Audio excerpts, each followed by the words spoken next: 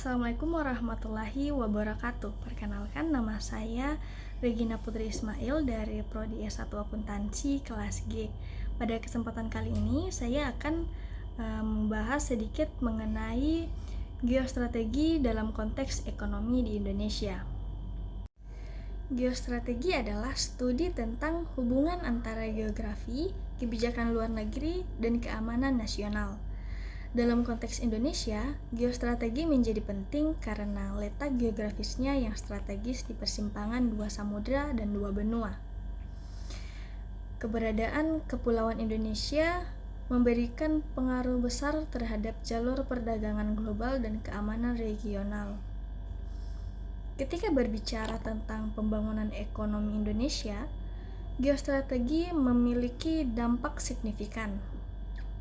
Letak geografis Indonesia memungkinkan negara ini menjadi pusat perdagangan dan konektivitas maritim.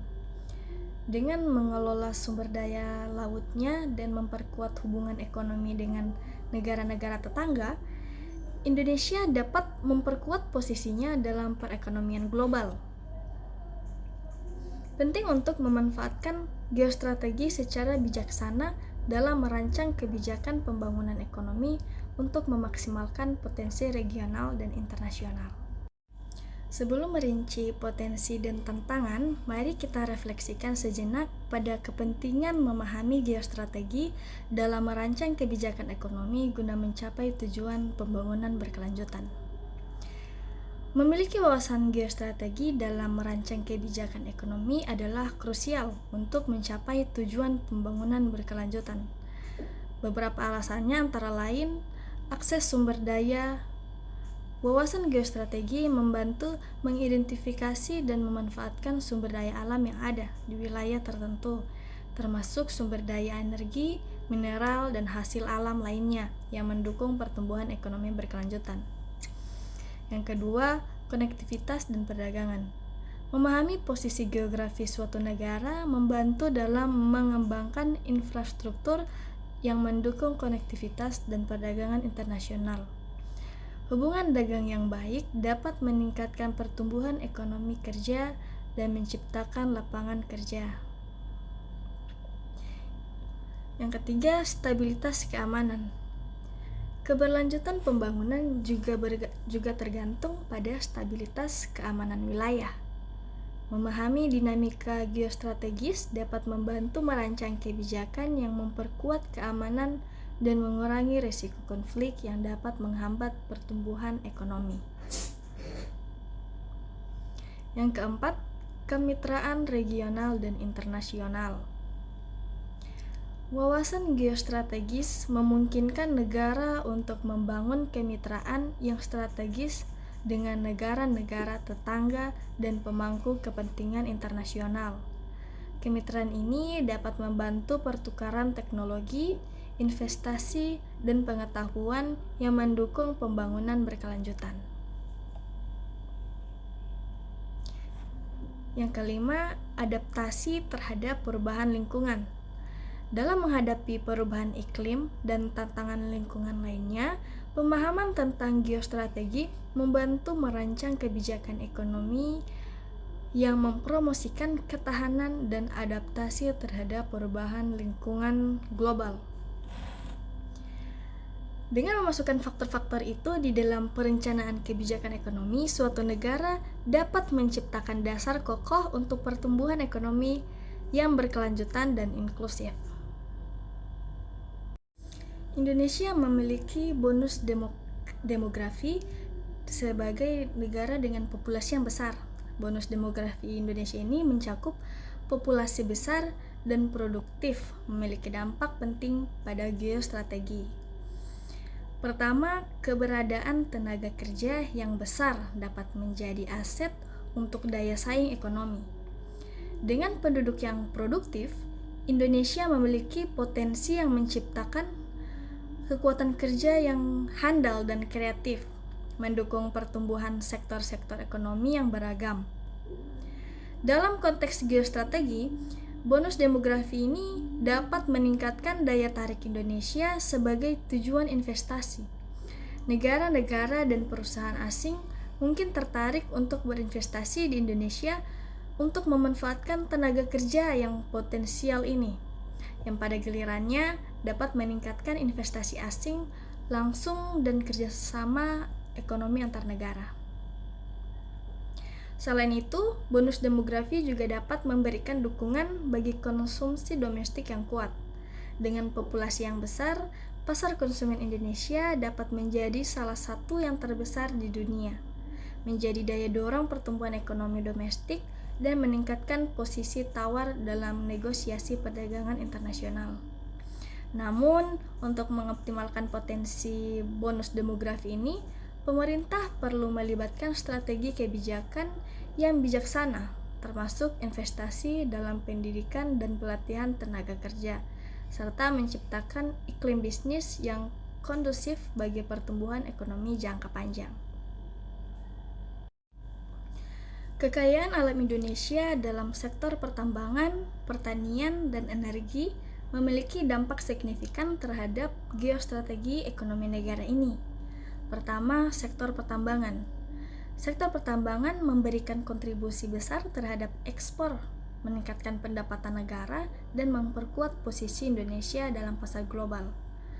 Ketergantungan pada ekspor komoditas tertentu seperti batu bara juga dapat mempengaruhi stabilitas ekonomi, tergantung pada fluktuasi harga di pasar internasional.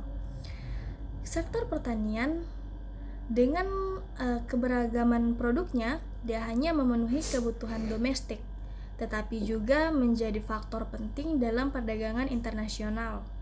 Hal ini dapat menciptakan kestabilan pangan dan kontribusi terhadap neraca perdagangan. Selanjutnya, sumber energi yang melimpah.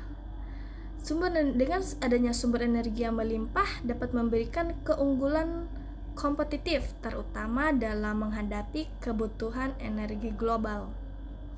Potensi energi terbarukan juga menjadi aset strategi dalam konteks pergeseran ke arah energi bersih dan berkelanjutan.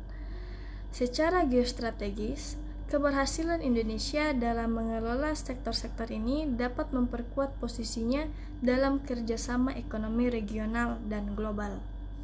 Pemerintah perlu menjaga keseimbangan antara eksploitasi sumber daya alam dan keberlanjutan lingkungan untuk memastikan keberlanjutan pertumbuhan ekonomi jangka panjang.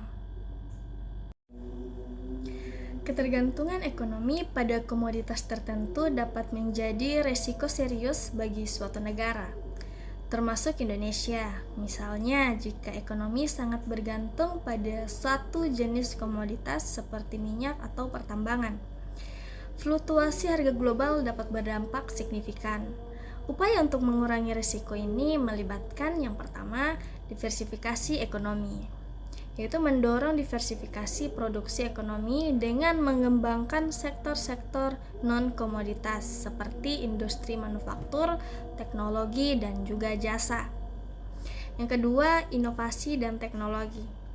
Investasi dalam riset dan pengembangan untuk meningkatkan nilai tambah pada produk, menciptakan inovasi, dan meningkatkan daya saing di pasar global.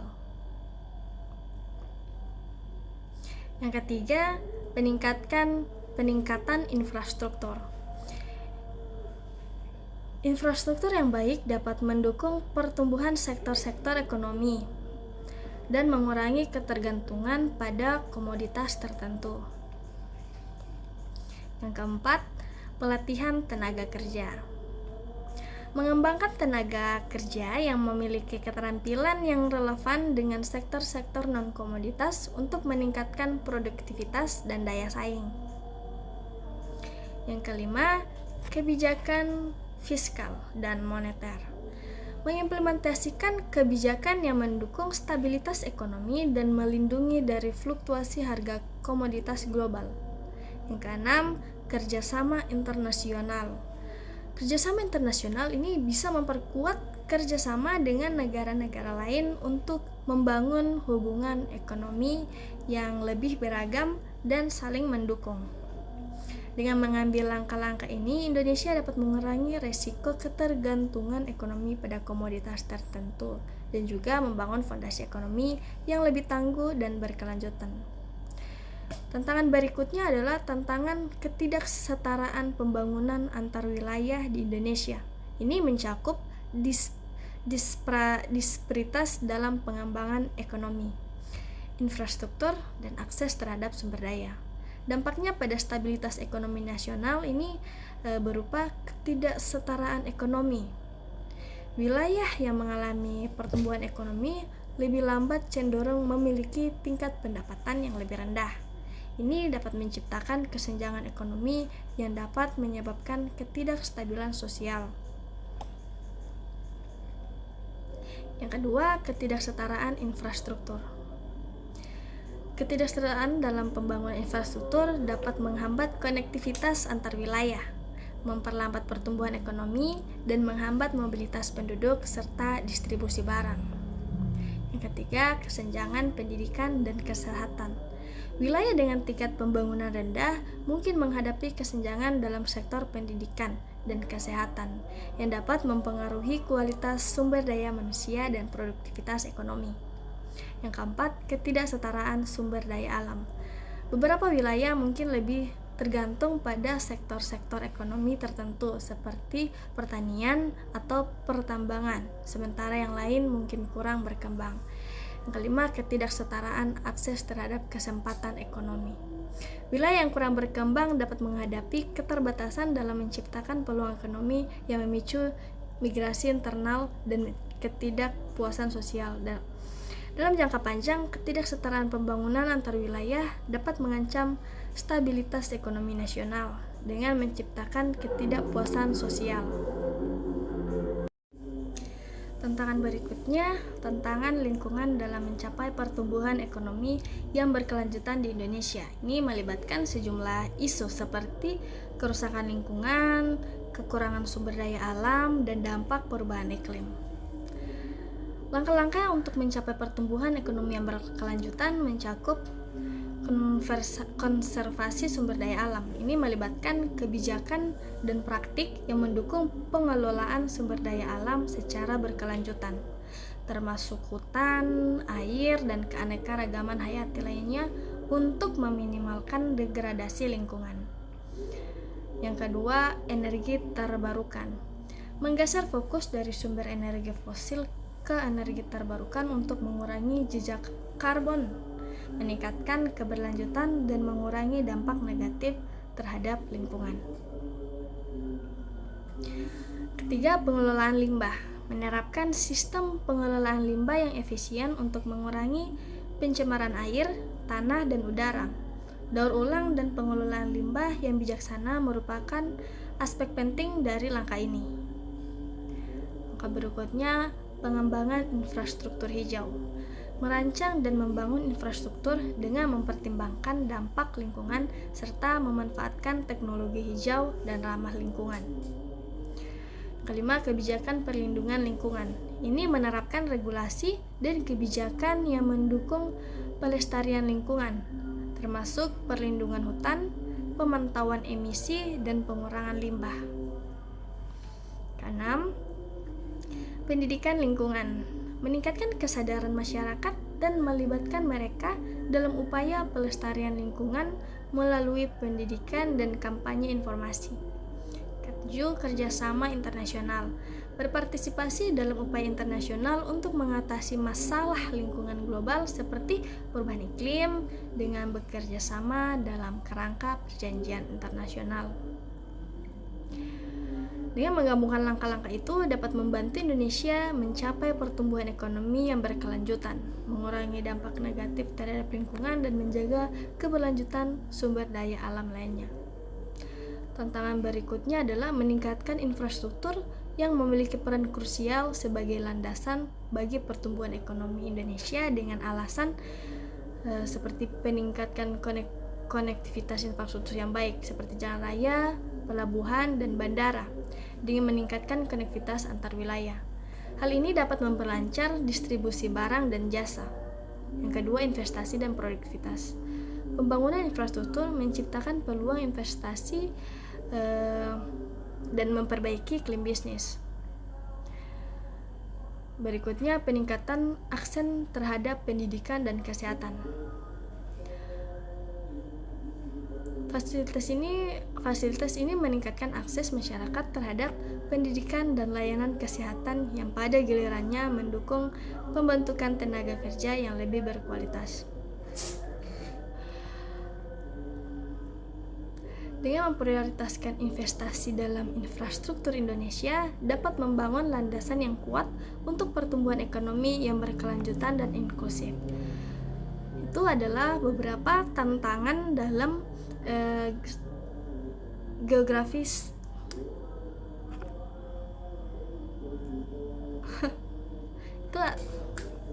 itu tadi adalah beberapa tantangan dalam geostrategi dalam konteks ekonomi di Indonesia.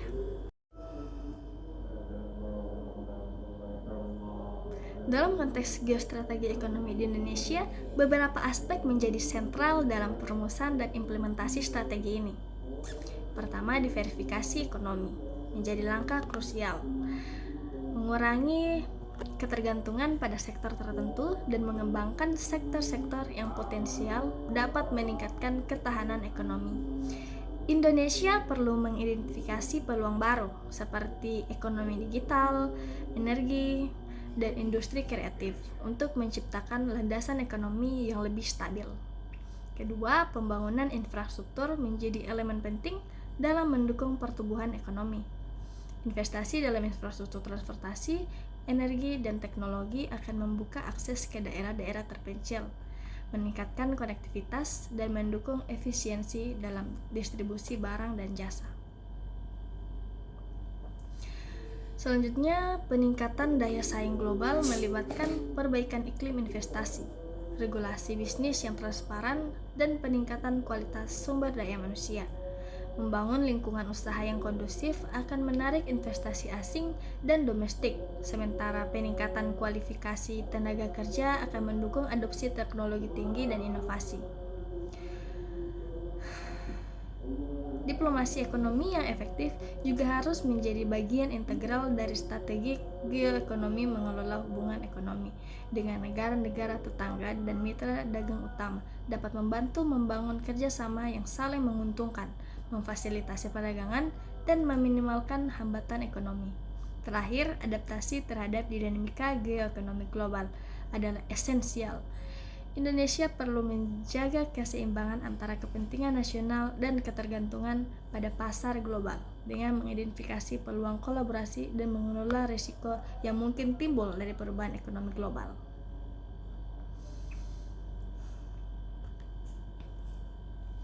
Dengan merancang dan mengimplementasikan strategi geoekonomi yang matang, Indonesia dapat mengoptimalkan potensi sumber daya dan peluang pertumbuhan ekonomi, membangun fondasi ekonomi yang berkelanjutan, serta menghadapi dinamika kompleks dalam tatanan geoekonomi dengan kebijakan dan kesiapan. Mendorong kolaborasi dan keterlibatan aktif dalam kerjasama internasional memainkan peran penting dalam memperluas potensi ekonomi Indonesia dalam konteks geostrategi. Terdapat beberapa aspek yang perlu ditekankan untuk memaksimalkan manfaat dari kerjasama internasional ini. Pertama-tama, kolaborasi regional dapat memperkuat integrasi ekonomi. Melalui partisipasi dalam forum regional dan perjanjian perdagangan, Indonesia dapat membangun jaringan kerjasama yang lebih erat dengan negara-negara tetangga.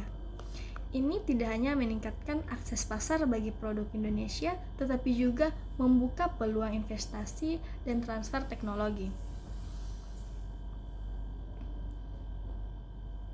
Selanjutnya, kerjasama bilateral juga memiliki peran penting. Membangun kemitraan strategis dengan negara-negara maju dan berkembang dapat membuka pintu peluang investasi, transfer teknologi, dan mengembangkan sumber daya manusia. Ini tidak hanya menciptakan saling menguntungkan, tetapi juga memperkuat posisi Indonesia di dalam tatanan ekonomi global. Pentingnya diplomasi ekonomi juga tidak boleh diabaikan. Mewujudkan hubungan diplomatik yang kuat dapat membantu membuka pintu kerjasama ekonomi, memfasilitasi perdagangan, dan mengatasi hambatan-hambatan yang mungkin timbul dalam hubungan bilateral. Penting untuk diingat bahwa kolaborasi internasional bukan hanya tentang mengambil manfaat, tetapi juga memberikan kontribusi positif. Dengan menekankan kolaborasi dan keterlibatan aktif dalam kerjasama internasional, Indonesia dapat meraih keuntungan maksimal dari potensi ekonominya. Ini tidak hanya menciptakan peluang ekonomi baru, tetapi juga memperkuat posisi Indonesia dalam arena geostrategi ekonomi global. Nah, itu tadi telah dibahas betapa pentingnya geostrategi dalam membentuk ekonomi Indonesia. Kesimpulannya dari materi ini adalah bahwa faktor geostrategi sangat mempengaruhi jalannya pertumbuhan ekonomi suatu negara. Terima kasih telah menonton. Wassalamualaikum warahmatullahi wabarakatuh.